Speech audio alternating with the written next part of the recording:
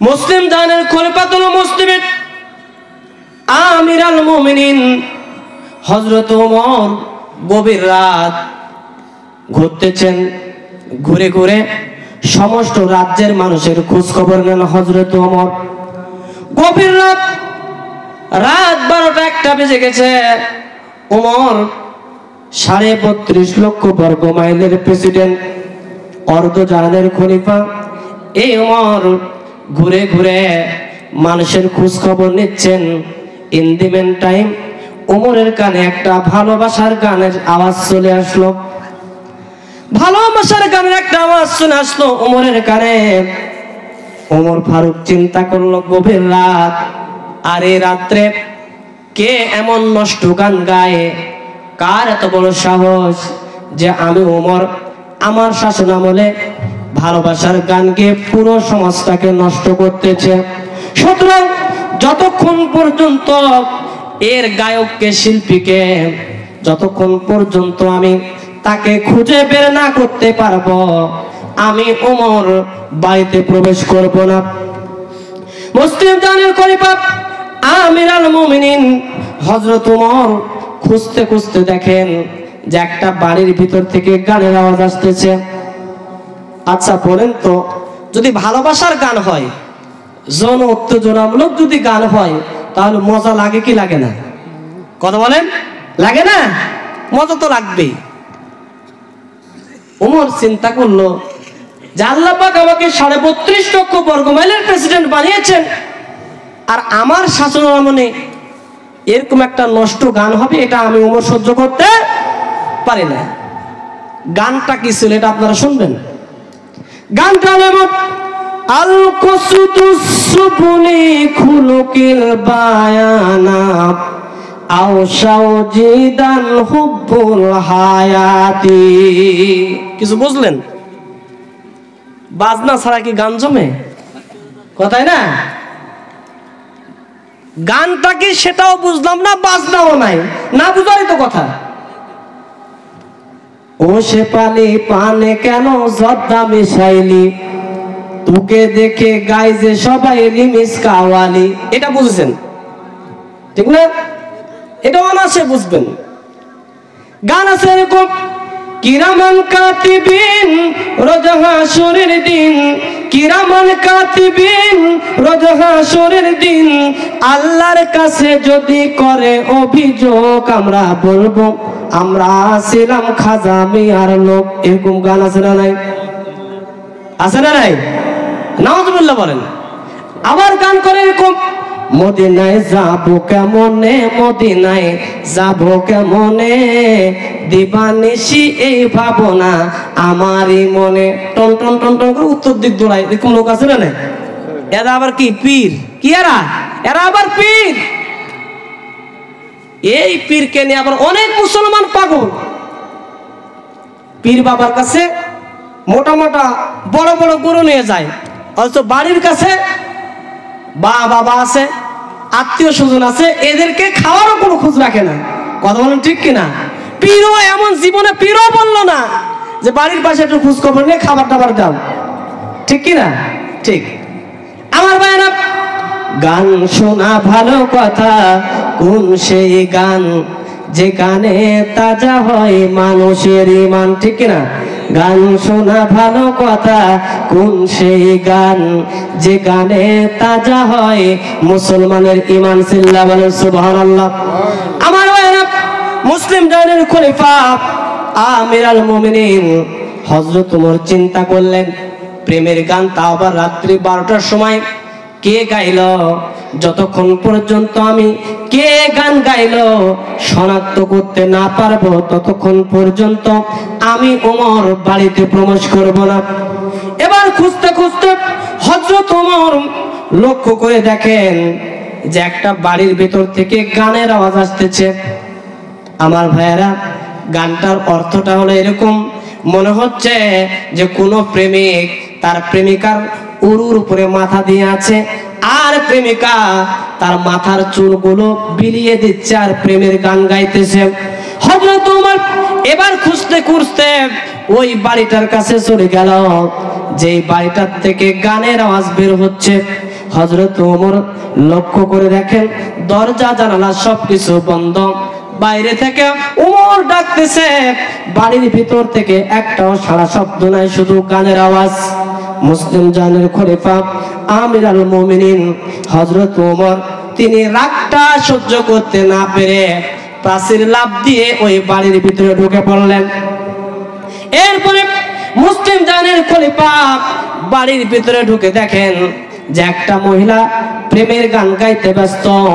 আমিরুল মুমিনিন হযরত ওমর এবারে মহিলাকে বলে, এই মহিলা, গান বন্ধ কর, তোর তো সাহস কম না?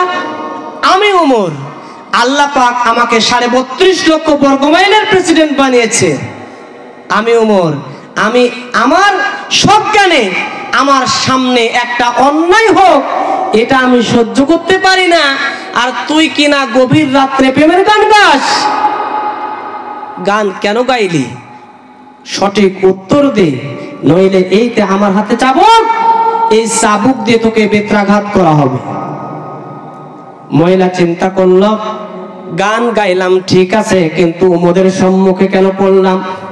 মহিলা চিন্তা করল, ওমর তো রাগীব মানুষ, যদি আমি উপযুক্ত যুক্তি যদি উপস্থাপন করতে না পারে তাহলে তো ওমর সত্যি সত্যি আমাকে বেত্রাঘাত করবে।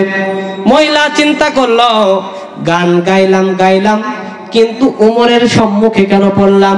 মহিলা আবার চিন্তা করলো, আমি যদি ওমরের চাবুকের আঘাত থেকে যদি বাঁচতে চাই তাহলে ওমরের দুর্বল পয়েন্টে আমাকে আঘাত করা লাগবে।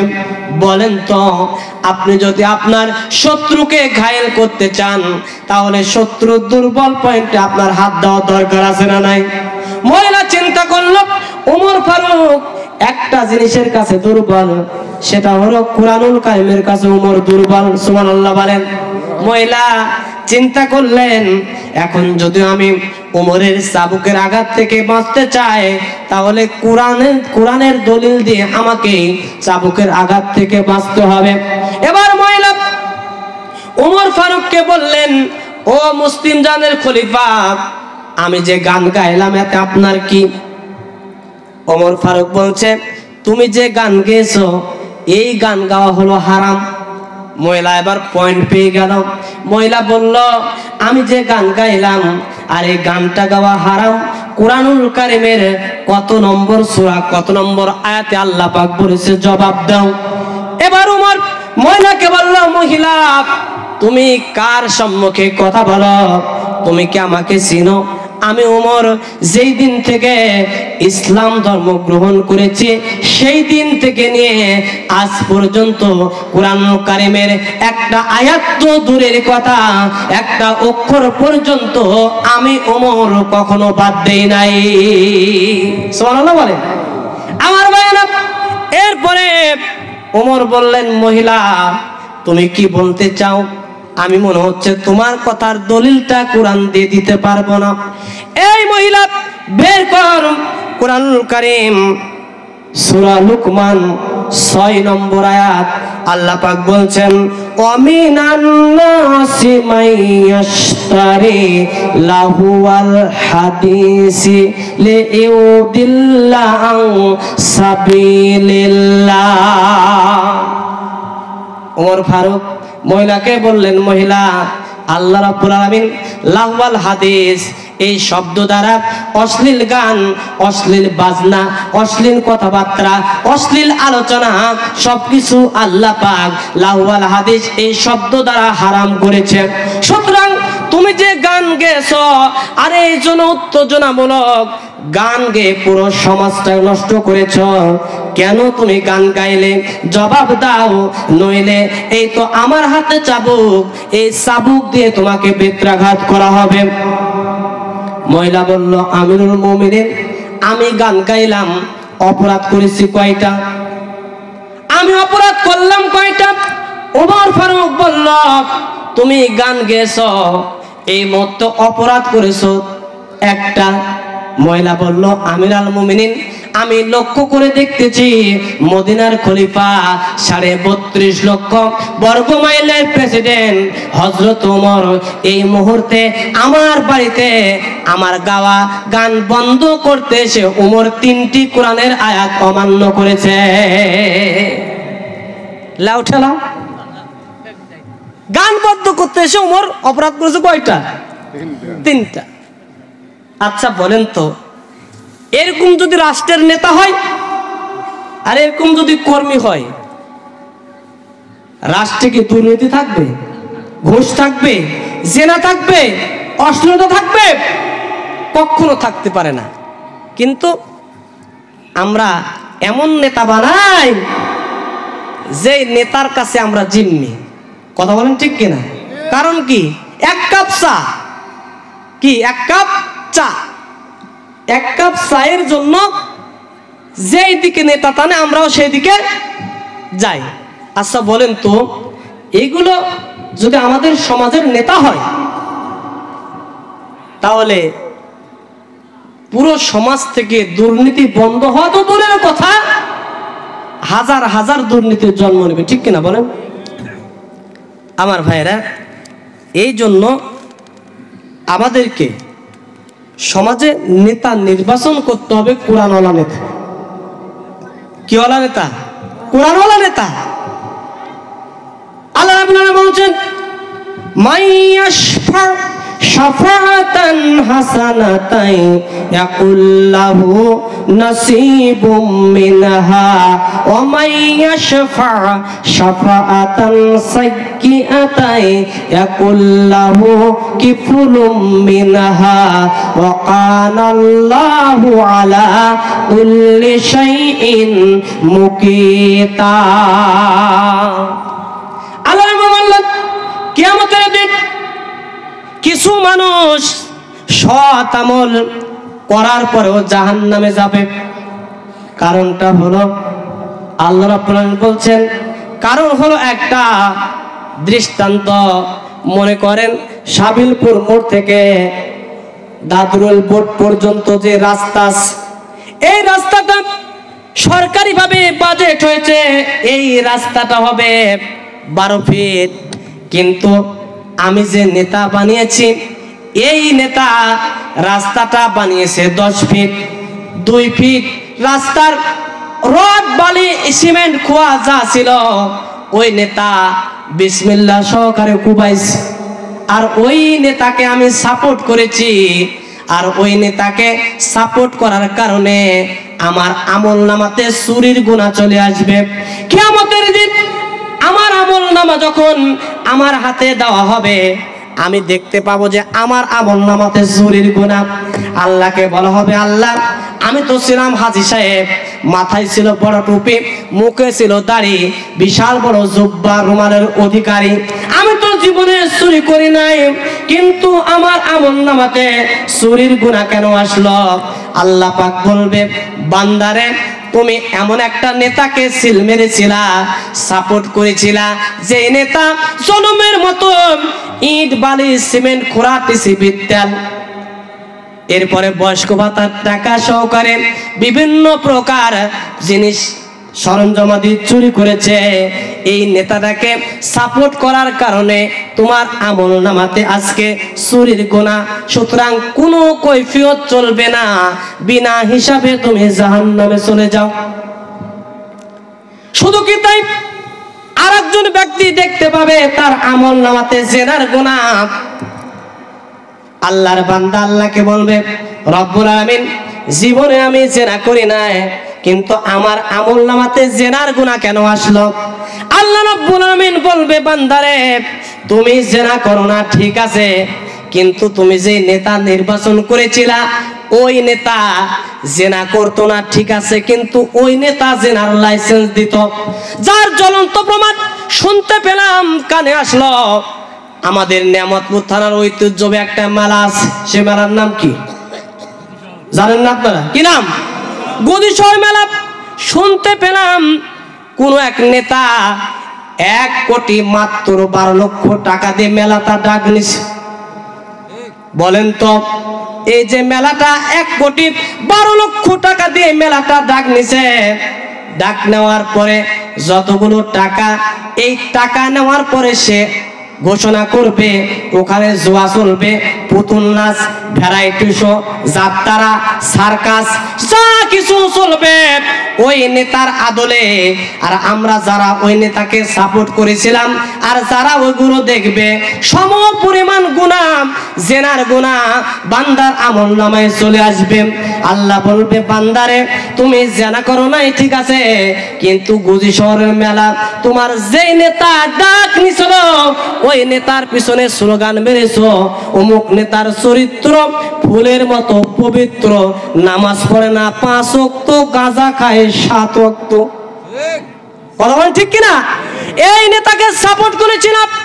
তোমার এই নেতা সেখানে যাত্রার লাইসেন্স দিয়েছিল, সেখানে নষ্টামি ভণ্ডামি সবকিছু হয়েছে, যার কারণে আজকে কিয়ামতের ময়দান তোমার আমলনামাতে জেনার গুনাহ লেখা হয়েছে। তুমি যত বড়ই মৌলবি হও, যত বড়ই বক্তা হও, হাজী হও, যত বড়ই তোমার দাড়ি হোক, যত উচ্চই তোমার টুপি হোক, আজকে কোনো কৈফিয়ত চলবে না। বিনা হিসাবে জেনার গুনার কারণে তুমি জাহান্নামে চলে যাও। সুবহানাল্লাহ, সুবহানাল্লাহ, নাউজুবিল্লাহ। এই নাউজুবিল্লাহ শীতের দিন বেরোচ্ছে না। দৃষ্টান্ত একটা মনে পড়লো। দৃষ্টান্ত হলো এরকম যে আপনারা মনে হয় বাড়ি থেকে বইয়ের কথা শুনে এসেছেন ওয়াজ শুনতে, নাকি? হ্যাঁ, কথা বলছেন না কেন? বইয়ের কথা শুনে ভাবসাব তো সেটাই মনে হচ্ছে। বউ বলেছে ওয়াজ শুনতে যাবেন শীতের দিন, বেশি লড়ালড়ি ঘোষাঘুষি করবেন না, যেখানে বসবেন সেখানে থাকবেন, হুজুর যা বলে বলুক, কোনো কথা চলবে না।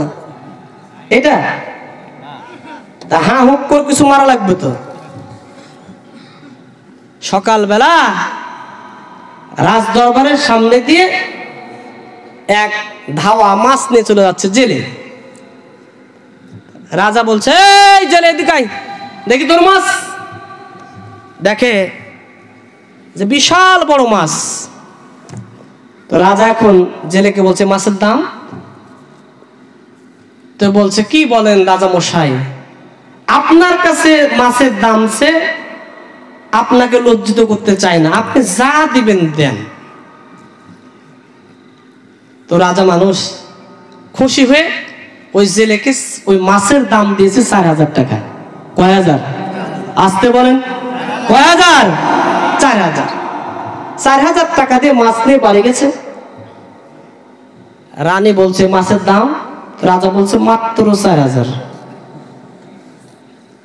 রানীর তো মোশন বেড়ে গেছে, এত দামি মাছ আমার হাড়িতে চলবে না, পারলে রান্না খাও আর না হলে মাছ ফেরত দাও। মেয়ে মানুষের এরকম ঝমক আছে না নাই? বেশি খরচ করতে চাই না। তো রাজা বলছে যে দেখো আমি রাজা মানুষ, এখন যদি মাছটা ফেরত দেয় একটা তো আমার ইজ্জত আছে, সুতরাং মাছটা ফেরত দেওয়া যাবে না, যা হয়েছে শোনা তাই হোক, মাছটা রান্না করো। তো বলছে এই বুদ্ধি দিলে রাজ্য চালান, মাছটা ফেরত দেওয়ার বুদ্ধি নেই।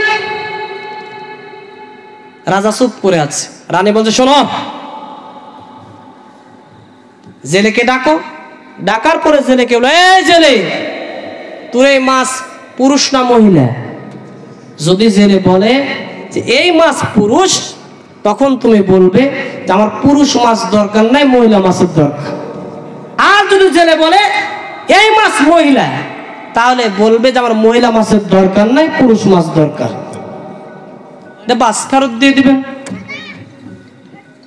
বইয়ের কথা শুনে রাজা কি করবে? জেলেকে বাইরে, জেলে এদিকে আয়।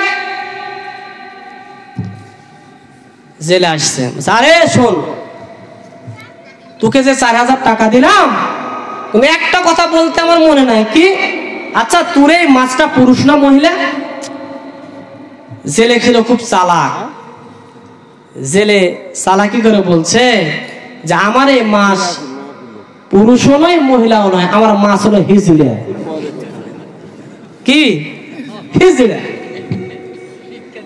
রাজা বলছে জেলে এদিকে লেখাপড়া জানিস বলল না, জীবনে স্কুলে দেখিনি। রাজা বলছে রে জেলে, যদি তুই লেখাপড়া জানতি তাহলে আমার রাজ দরবারের প্রধান সেনাপতি আমি তোকে বানাতাম, কিন্তু তুই যখন লেখাপড়া করিস নাই, আমি রাজা খুশি হয়ে তোকে আরো 4000 টাকা দিয়ে দিলাম। কয় হাজার হলো? বইয়ের কথা শুনলে কি হয় দেখেন, কথা বলবেন না? আমার ভাইরা, আগের যুগের টাকা ছিল পয়সার টাকা, দিনার দিরহামের টাকা। 8000 টাকা বিশাল বড় পুটলা, পয়সার পুটলাটা মাথায় করে নিয়ে এই জেলে রাজদরবার থেকে বের হচ্ছে, ফুস করে ওই পুটলার থেকে 1টা টাকা মাটিতে পড়ে গেছে। এই সময় জেলে ওই 1টা টাকা উঠিয়ে নিয়ে আবার পুটলাতে বাঁধতেছে। এই সময় রানী কিটমিট করে রাজা বলছে, দেখছেন কত বড় নবী লোক, একে রাজ্যে কেন জায়গা দিচ্ছেন, বের করে দেন। 1টা টাকার লোভ সামলাতে পারলো, অথচ সে ফিরিতে পেল 8000। রাজাও চিন্তা করলো, ঠিকই তো রে, ফিরিতে 8000 পেলো, 1 টাকার লোভ সামলাতে পারলো না, পড়ে গেছে, আবার তুলে নেই। রানী বলছে, একে সাইজ করা দরকার, ডাকেন। এরপরে ডাকা হলো। রাজা জেলেকে বলল, জেলে রে, তোকে 8000 টাকা দিলাম, অথচ 1টা টাকার লোভ সামলাতে পারলি না, 1 টাকা পড়ে গেল, আবার উঠিয়ে নিনি, তোর একটা বিবেক থাকা দরকার। এই সময় জেলে বলতেছে, রাজা মশাই আমি কেন উঠালাম শুনবেন তো? বল। তো বলছে যে আমি 2টা কারণে এই টাকাটা উঠিয়ে নিয়েছি।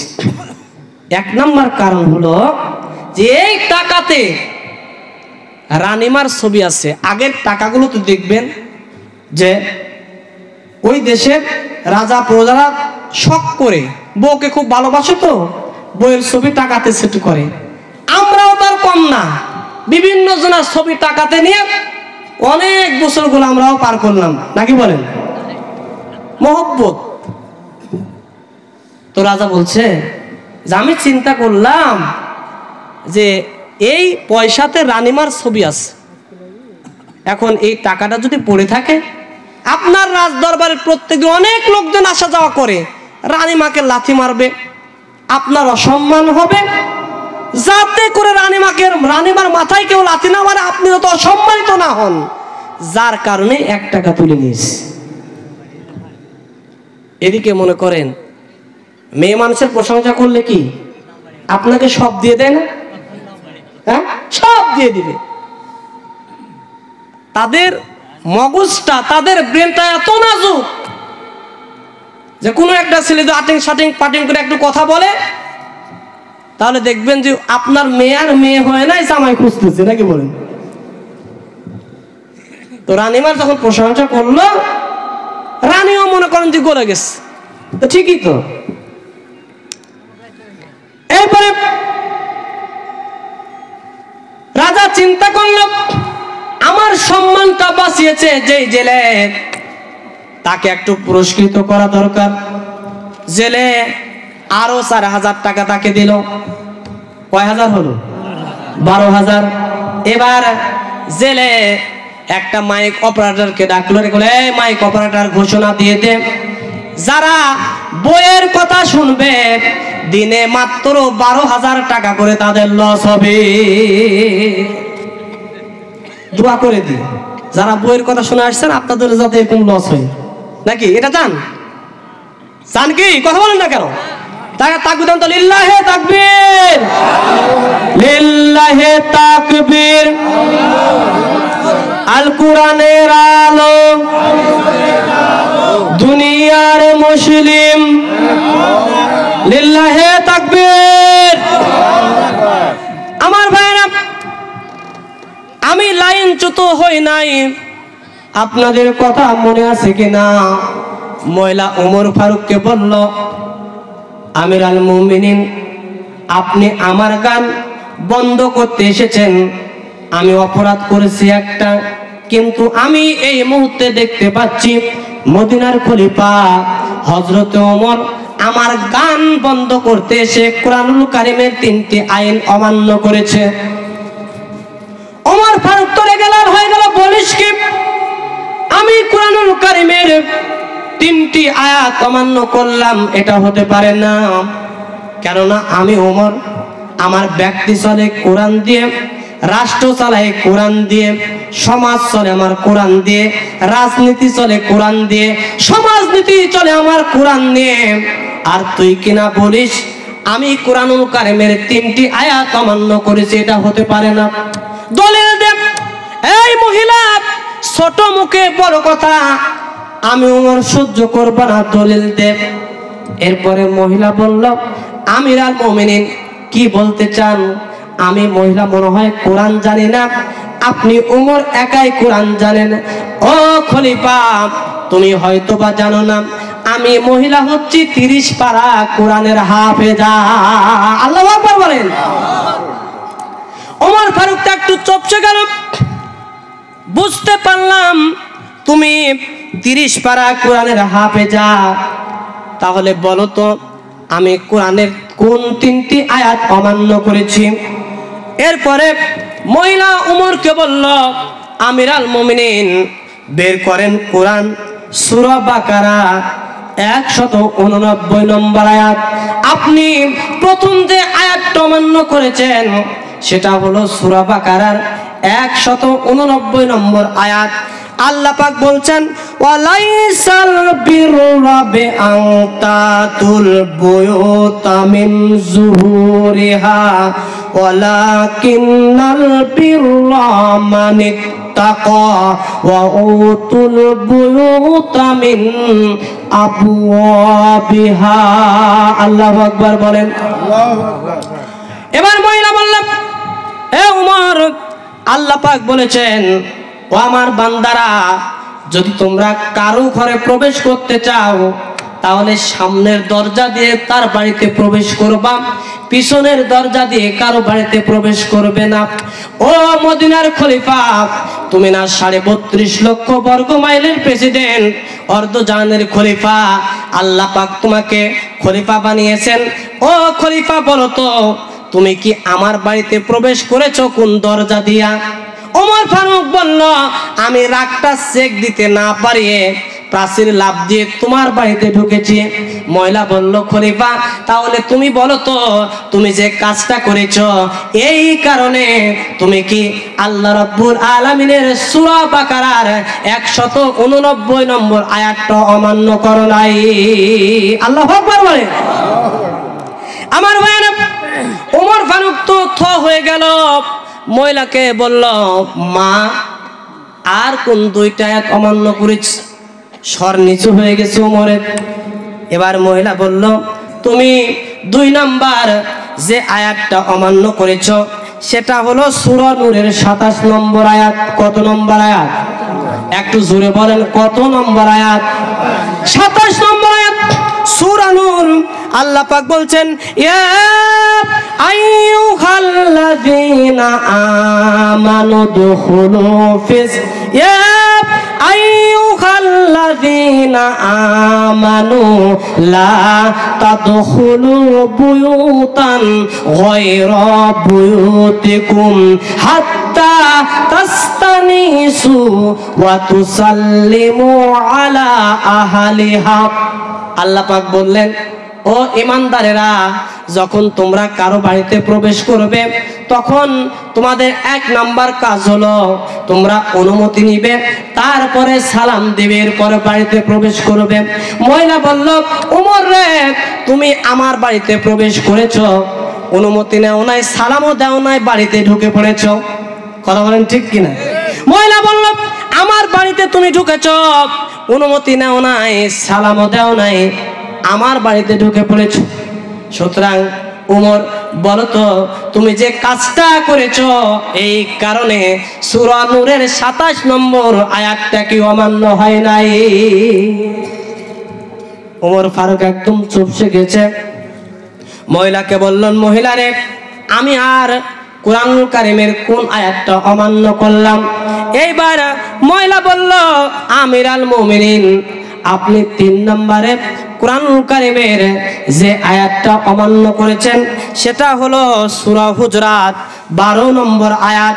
আল্লাহ পাক বলছেন, ইয়া আইয়ুহাল্লাযীনা আমানু যতানিবু কাসীরাম মিনাজ-যন্নি ইন্না বা'দাজ-যন্নি ইসমু ওয়ালা তাজাসসু ওয়ালা ইয়াগতাব বা'দুকুম বা'দা। আল্লাহু আকবার বলেন। আল্লাহ রাব্বুল আলামিন বলছেন, ও ঈমানদারেরা, তোমরা অনুমান করে কোনো কাজ করবে না, আন্দাজে কোনো কাজ করবে না। কেননা অধিকাংশ ক্ষেত্রে আন্দাজ করা, ধারণা করা, অনুমান করা হলো পাপের কাজ। ও মদিনার খলিফা, তুমি অনুমান করেছ, তুমি ধারণা করেছ যে এই গভীর রাত হয়তোবা আমার বাড়িতে একটা পরপুরুষ ঢুকে পড়েছে, আর আমি ওই পরপুরুষকে পেয়ে তাকে নিয়ে আনন্দে আত্মহারা হয়ে প্রেমের গান গাইতেছি, এটা তুমি মনে করেছো, ধারণা করেছো। ও আমার, সুতরাং তুমি যে ধারণা করেছো, এই ধারণাটা হলো পাপের কাজ। ওমর, বলো তো, তুমি যে কাজটা করেছো, ধারণা করেছো, এই ধারণার কারণে সূরা হুজরাতের 12 নম্বর আয়াতটা কি তুমি অমান্য করো নাই? লা ইলাহা ইল্লাল্লাহ।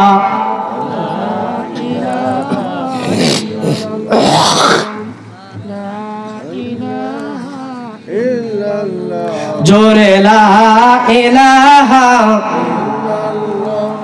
লা ইলাহা ইল্লাল্লাহু মুহাম্মাদুর রাসূলুল্লাহ। ওমর ফারুক বলল যে আমি তোর বাড়িতে প্রবেশ করেছি, তুই বললি যে কুরআনুল কারীমের 3টে আয়াত অমান্য করেছি। তুই যদি গান না গাইতি তাহলে তো আমি ওমর তোর বাড়িতে আসতাম না। মহিলা বলছে, আমি গান গেয়েছি বলেই তোমাকে গান বন্ধ করতে আমার বাড়িতে আসা লাগবে, কে বলেছে? ওমর বলছে, শোনো, আমি হচ্ছি মুসলিম জাহানের খলিফা, অর্ধ জাহানের খলিফা। আমি, আমার দায়িত্ব যে কোনো খারাপ কাজ সমাজে হলে সেই খারাপ কাজটা বন্ধ করতে হবে, এটা হলো আমার দায়িত্ব।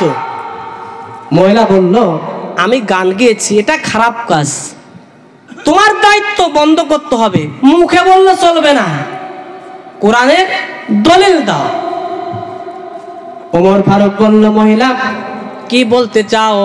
এটা মনে হয় কোরআনে নাই, বের করো কোরআন। সূরা হজ 41 নম্বর আয়াত।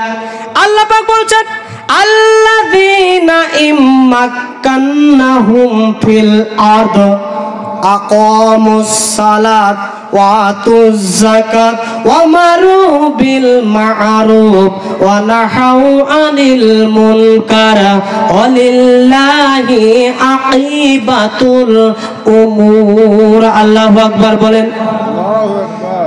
আল্লাহ বলেছেন, আমি আল্লাহ যাকে রাষ্ট্র ক্ষমতা দেই, অর্থাৎ যাকে সরকার বানাই, যাকে আমি খলিফা বানাই, রাষ্ট্রপ্রধান যাকে আমি বানাই, তার মূল কাজ হলো 4টা। জোরে বলেন, কয়টা? 1 নম্বর কাজ হলো আকামুস সালাত, সমাজে নামাজ প্রতিষ্ঠিত করা। 2 নম্বর হলো আতুজ যাকাত, যাকাত ভিত্তিক অর্থনীতি চালু করা। 3 নম্বর আমালু বিল মারুফ, সৎ কাজের আদেশ দেওয়া, ওয়া নাহাউ আনিল মুনকার, অসৎ কাজে বাধা দেওয়া। ওমর বলল, মহিলারে, তুমি গান গেয়ে পুরো সমাজটাকে কুলসিত করতেছ। তুমি যে গানটা গেয়েছো, এই গানটা গাওয়া অন্যায়, আর তোমার এই অন্যায় গানটা বন্ধ করতে যাওয়ার কারণে আমি মদিনার খলিফা হযরত ওমর তোমার বাড়িতে প্রবেশ করেছি।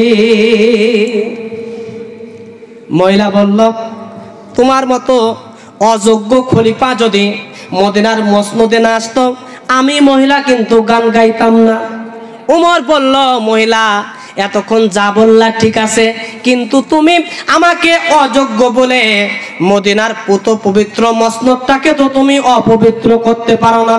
এই মহিলা, কিভাবে তুই আমাকে অযোগ্য বললি? প্রমাণ দে। মহিলা বলল, তুমি ওমর, তুমি যদি মদিনার মসনদে না আসতে আমি মহিলা কিন্তু গান গাইতাম না। আমি যে গানটা গাইলাম এই জন্য তুমি ওমরই দায়ী। ওমর বলছে, গান গাইলি তুই আর দায়ী হলাম আমি? হ্যাঁ, তুই গাইলি গান আর দায়ী হলাম আমি? মহিলা বলছে, হ্যাঁ। দৃষ্টান্ত একটা নেন। সমাজে কিছু লোক আছে এমন ভাবে কাজ করে যে সে হলো নির্দোষ, আছে না নাই? এক লোক শখের একটা প্রাণী বানর পালতো। কি পালতো? বানর। তো একদিন মনে করেন যে রাজবাড়ির হাটে বকরি বিক্রি করতে যাবে, তার পোষা শখের প্রাণী বানরটাকেও সঙ্গে করে নিয়ে যাচ্ছে। তো যেতে যেতে মনে করেন যে সামনে যে খাড়ি, এই খাড়ির এখানে গিয়ে ব্যক্তি চিন্তা করলো, পথ হেঁটে হেঁটে যাচ্ছি, ক্ষুধা লেগেছে, বাড়ি থেকে তো খাবার নিয়ে এসেছি। খাবার হলো হালুয়ার রুটি, বউ বাজে দিছে। চিন্তা করলো যে খাড়ি পার হয়েছে, গোসল টোসল সেরে খাবারটা খেতে হবে। এবার বকরির মালিক গোসল করতে গেছে খাড়িতে। বানর চিন্তা করলো, খিদা তো আর আমার কম লাগেনি। সুন্দর করে টিফিন কেয়ার খুলে হালুয়া রুটি খেয়ে একটু হালুয়া ওই বকরির দাড়িতে মেখে দিচ্ছে। বেচারা এখন গোসল টোসল সেরে এসে দেখে টিফিন খুলে, আরে হালুয়া রুটি নাই, কে খালো? এদিক সেদিক একবার তাকাই বানরের দিকে, একবার তাকাই বকরির দিকে। বানর বলছে, আরে হালুয়া রুটি কে খেলো? বুঝেন না, ওই যে দাঁড়িয়ালা মলবি। সমাজে সব মানুষ ভালো, খারাপ কে? হুজুরেরা। কথা বলেন, খারাপ কে? হুজুরেরা। অন্যায়, অশ্লীলতা, বেহাপনা, নির্লজ্জতা, সুদ, ঘুষ পুরোটা সমাজ ভরে গেছে। কিন্তু অন্যায় ভাবে জেল খেটতে হয়েছে, ফাঁসির মঞ্চে ঝুলতে হয়েছে আলেমদেরকে, ঠিক কিনা বলেন? আমার ভাইয়েরা, দোষ করলে একজন, জেল খাটে আর একজন।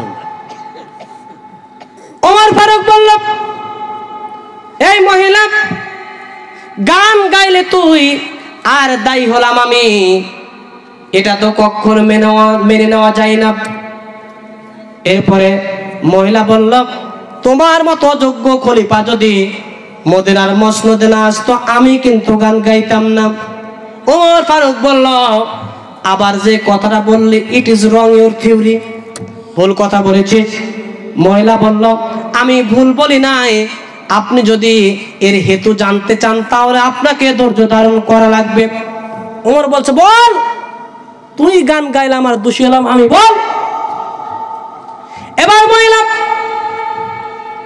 ওমর ফারুককে বলল, আমিরুল মুমিনিন, আজ থেকে বিগত 1 বছর পূর্বে আফ্রিকার ময়দানে যাকে সেনাপতির দায়িত্ব দিয়ে পাঠিয়েছেন তার নাম হলো আব্দুল্লাহ ইবনে সাদ। ও ওমর, তুমি কি জানো, তুমি যেই দিন আফ্রিকার ময়দানে সেনাপতির দায়িত্ব দিয়ে আব্দুল্লাহ ইবনে সাদকে পাঠাও, সেই দিন ওই আব্দুল্লাহ ইবনে সাদ আমার সঙ্গে বিবাহ বন্ধনে আবদ্ধ হয়ে বিবাহর পিড়িতে বসা ছিল। যখন আমাদের দুইজনের ইজাব এবং 3 কবুল যখন হয়ে গেল, মিষ্টি বিতরণ চলছিল, ইন দ্য মেন টাইম একজন এসে আমার স্বামী আব্দুল্লাহ ইবনে সাদের হাতে একটা চিঠি ধরিয়ে দিল। আমার স্বামী আব্দুল্লাহ ইবনে সাদ এই চিঠিটা পাওয়া মাত্র এবার বিবাহ মজলিসের সমস্ত প্রকার লোকজনদেরকে বলল, ও বিবাহ মজলিসের লোকেরা, এই মুহূর্তে আমাকে আফ্রিকার ময়দানে সেনাপতির দায়িত্ব পালন করার জন্য চলে যেতে হবে, সুতরাং আমি আর দেরি করতে পারবো না, তোমরা আমাকে বিদায় দাও। বিবাহ মজলিসের লোকেরা আব্দুল্লাহ ইবনে সাদকে বলল, আব্দুল্লাহ ইবনে সাদ, তোমাকে জিহাদের ময়দানে যাওয়ার দরকার নাই, যেহেতু তুমি নতুন বিবাহ করেছ, এখন তোমার নবদম্পতিকে নিয়ে তুমি একটু সংসারটা গুছিয়ে নাও। আব্দুল্লাহ ইবনে সাদ বলল, না না, তা হতে পারে না। আমি যদি এই মুহূর্তে আফ্রিকার ময়দানে সেনাপতির দায়িত্ব পালন করতে না যাই, তাহলে কুরআনুল কারীমের একটি আয়াত আমার অমান্য হয়ে যাবে। বিবাহ মজলিসের লোকেরা এবার আব্দুল্লাহ ইবনে সাদকে বলল, তোমাকে যদি আমরা এখন যেতে না দেই আফ্রিকার ময়দানে,